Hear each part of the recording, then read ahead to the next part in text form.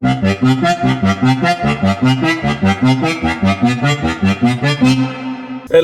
in the north of Australia. And talking about that, that was good for me because I settled much faster. Yes. I felt home. Please. I settled much faster. In my early days, I used to spend a lot of time reading up and writing at Vision Seat at Kappa. Yes. People used to pass by to greet me, old men and women. Yes. You know what they would say to me? They would greet me and say, brother. Yeah. They will use the word brother. Yes. So, brother, where are you from? And I'll tell them. Yes. They said, wow, we are one people. And I'll look at them and they'll point to the skin and they say, we are one people.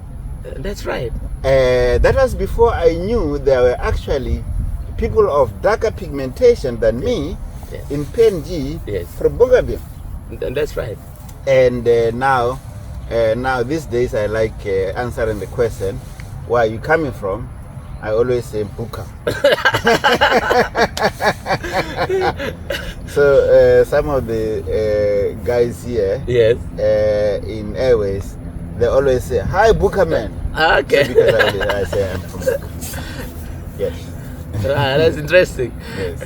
Anyway, so very good.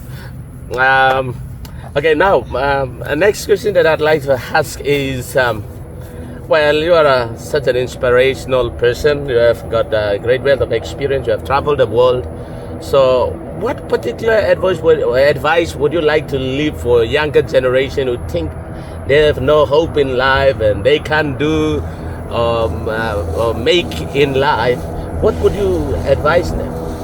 Oh my God. No one should ever lose hope. No one should ever lose hope. Any person made in the image of God, any person can be anything. Wow. Anything, as long as puts his or her mind to whatever you are doing. Yes. Whatever you are assigned to do, however insignificant it may appear to be, do it with all your heart. You will progress from the lowest to the highest. Wow. As long as you have the right attitude. And as long as you have the heart and the humanity that says, I'm a person and the next person is equally a person like me. In Africa, we have this saying, I am because you are. Okay. I am because you are. Yes. Wow. I am because you are. And we have this concept of Ubuntu that is about respecting each other as human beings. Yes. So once you have all those together, all those ingredients together, you can make your way up doing everything to the best of your ability. Have a vision and follow that vision to the end. Never be discouraged. Just understand that failure is the foundation of success. Wow. Failure is the foundation of success. Failure is the foundation of success. What is objectionable is to fall and not raise yourself by your bootstraps. It's okay to fall and fail, but learn from that failure. And you'll be amazed at what you can achieve. So I say to everyone, especially young people, that you are what you are, and you are created for a purpose, and you are created to succeed. Wow. Those who are at school, and I wish every child can go to school. Every child, everywhere must go to school, because that is where empowerment in the broadest possible sense happens to do amazing things. Wow. Wow, what a wonderful advice there. Don't give up. Keep pressing forward, because anyone under the sun can be able to succeed if they have the right frame of mind and the zeal and the determination to succeed. Okay, and the next question is, growing up as a child, And did you really plan to become a lawyer and a judge while growing up, or how did you get that idea to become a judge and a lawyer and a scholar? Yes. I come from a village called Bobono. A village called Bobono. Yes, it's about... Wow, I need to visit that village. Yes, about 500 or so kilometers from the capital city. Okay. But I always say that perhaps it's an exaggeration to say I come from Bobono. It's the main village. Okay. I come from the outskirts of that main village. Wow. And my kids always laugh because I say I don't think that place is even recognizable by GPS. It is that remote. I see. But that is where I was brought up. I was brought up. Are you saying you were like a village boy? Yes, very village boy. So you came from a very remote... yes, very remote Wow. village. I grew up under circumstances of hardship. I see. My parents lived and they are living by tilling land. Yes. They were subsistence farmers. Yes. And I grew up under those circumstances. Masalakwani, the village in the outskirts of the main village, Yes. which I say I don't think GPS knows. There's no running water. There's no electricity. I see. The life is very communal. Yes. There is an amazing community of people and animals I see. and all that. That is where I grew up. Yes. So my parents believed in education. They Yes. sent me to school. Yes. And luckily I worked hard and did well and started dreaming. Wow. I started dreaming. And my early dreams were about to be a receptionist. Wow, your early and the first dream was to become a receptionist. Yes. Wow. I wanted to be a receptionist because Why? I Why? was used to my notion of work and Yes. working Yes. was manual labor. Okay.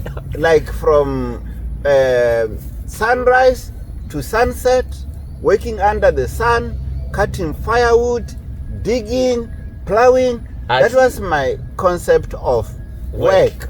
Okay. Then as I went to school, I would read newspapers Yes. and magazines. I would see people answering phones.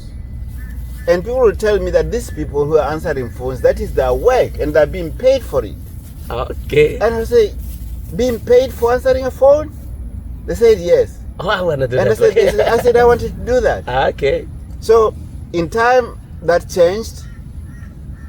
And one of my early ambitions by wanting to be a receptionist, Yes. I also wanted to own a bicycle. Bicycle. That's all I Maybe because dreamt you saw about. somebody riding a bicycle across. Because that was like an amazing mode of transport. Okay. Because my mode of transport was a donkey cart. Okay. Yes, we use donkey carts to travel around. Unlike here, by Yes. foot we walk by. Yes, exactly. So, but as I went on and started reading about Nelson Mandela and other people, that Yes. they were lawyers and all that, I started aspiring to be a lawyer. Lawyer. Okay. So So Nelson Mandela was one of your yes, one of inspirations. my yeah? early inspirations. I see. And actually, my brother, who went to prison with Nelson Mandela Okay. in Robben Island for the Yes. activities of the African National Congress, Yes. which was a banned organization at that time, tells this story that when I was doing my early high school, I wrote him a letter. He was in prison with Nelson Mandela Yes. in Robben Island. I told him that I'm now set. I'm clear what I want to be. I want to be two things. Yes. I want to be president Yes. of Botswana. I also want to be a judge. If I am not president, I want to be a judge. Wow. Wow. And I asked him, I didn't know, I was naive that time. I said, because I want to be these two things, Yes. you must tell me what are the qualifications to be president. Because I want to get those qualifications Yes. and run for presidency. Wow. And two, you must also tell me what should I do? What are the qualifications to be a judge? Yes. Surprisingly, he wrote me and said, to be president doesn't need you to be as educated as when you want to be a Yes. judge. He said the Constitution of Botswana simply says that you must know how to speak and write English, Okay. and you must be above the age of 30. 30. Okay. I said, is that all? He says, yes. But he says for a judge, you will have to work hard, pass, go to university, get an LLB, Yes. practice law, get admitted, and be a judge. So it's more difficult to be a judge, he said. And then become Yeah, president. in terms of the qualification. Yes. And so, fast forward, here I am. Wow. I'm a judge, one of the two options. So you became a judge. So you actually achieved your dream. Hi, young people out there. This guy has traveled the world. He has written many books. He's a visiting professor at universities across the globe. And now he's here in Papua New Guinea serving as a judge of the national and the supreme courts, the highest courts in the land. But you have heard him story. He was just a village boy. He has just admitted that his even village GPS cannot be picked up. You can't be able to find it on Google Map. So you can imagine how remote his village is or was back then. But he is here now, traveling the world and having connections, influencing people as he is going all across the globe. And now he's here in Papua New Guinea. So I would like you to take take note of this point, that it doesn't really matter where you were born or what your background is, but you can still succeed if you don't give up, but if you are focused. Wow, thank you so much. Thank you so much for your time. We shall meet at another time, and I know we have got so many things to discuss. Yes. So maybe on our next show, we might discuss about the similarities between Africa and Papua New Guinea and some of the things that we do. Yes. So we have so many things to discuss. One of the things that I hope we can find time to is to discuss the workings of a judicial mind. Yes. Which is what I write about in Pursuit of Justice. How does a judge's mind actually work? And I pose many interesting questions that lie at the intersection of law, philosophy, and politics, including the question whether judges do make law. Yes. And I discuss issues of judicial deference. Yes. What is the difference between judges deferring to the executive? Yes. Under what circumstances they can defer to the executive? Yes. I discuss issues of separation of powers, Yes. that judges must keep to their lane, of interpreting the law, of developing the law when necessary, and leave the part of making law to the legislature and running the country to the executive.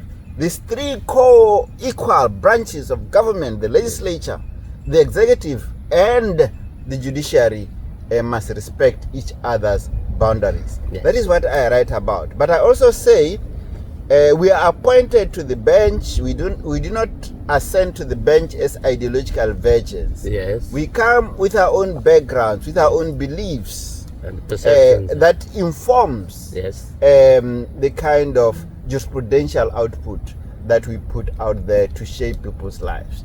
You know, judges occupy a very critically important role in the life of any society. They have powers, amazing powers of life and death over people. Yes. They are God's creation. Yes. They are God mandated. They must exercise this power with humility, with fairness, with independence, conscious of what their power can do. Judges can turn paupers into billionaires. Yes. They can turn billionaires into paupers. Okay. They can take someone's life. My God, not even God, who created men, men and women,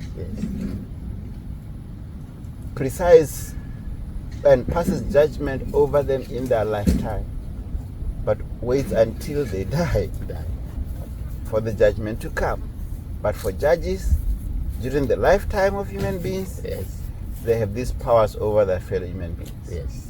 So in future, when you have time, let's delve deeper into the philosophical inclinations that shape judges' jurisprudential output. Wow. David. Very good. On that note. That is definitely our next topic of discussion. Yes. we will dive into the details of this book, In Pursuit of Justice. There are things written in this book which are very difficult.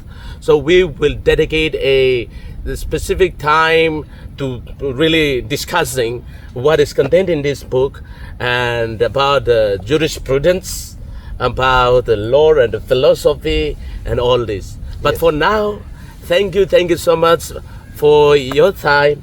Thank you very much Thank you, for Davis. coming on the show. We shall see you Thank you, Davis. some other time, the next time.